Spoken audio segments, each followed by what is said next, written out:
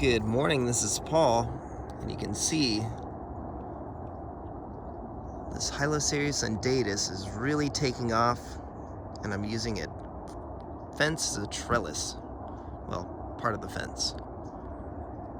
So what I like to do is let it spread out. It's been about a year, and you can see that I use planter's tape to support it on the top of this beam, and I'll probably tip it in the spring, and the intent will be that branches are going to fall downward or grow downward and then produce fruit. Now I don't want to overload the fence, obviously, and this plant is at least 12 to 15 feet now, maybe more in just a year. But the majority of the weight lies on these two 7-foot T-posts. Now, I like to use the white tipped ones, the solid metal now, but this is what I could find that had holes, and so this did the trick. In other words, these are kind of the U-shaped ones, and they do have holes in there, so I could thread that 100-pound UV rated wire, or UV protected wire, I should say. It has a UV coating, plastic coating. So it won't damage the plants, and when they get cold, the plants won't get damaged from that either, because sometimes the cold will kind of cause damage to the plant from metal.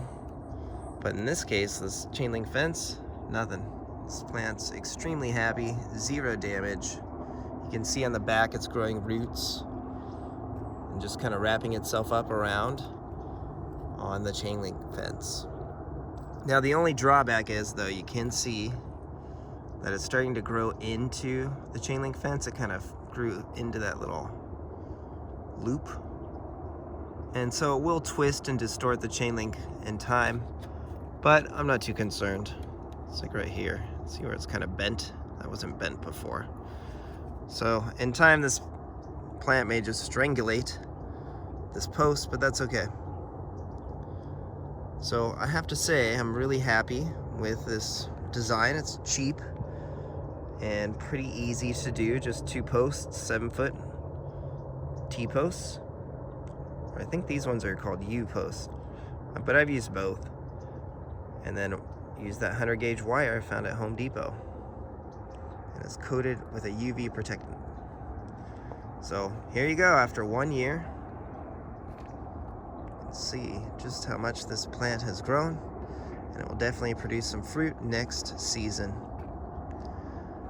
And you can see I've done several more pots this way, and there's been no damage on the plants, no complaints so far. Just be aware you do want to prune it so they don't cause the whole fence to fall over, because in time that's going to happen. Alright, give us a like and a subscribe. Thanks for watching. Have a great day.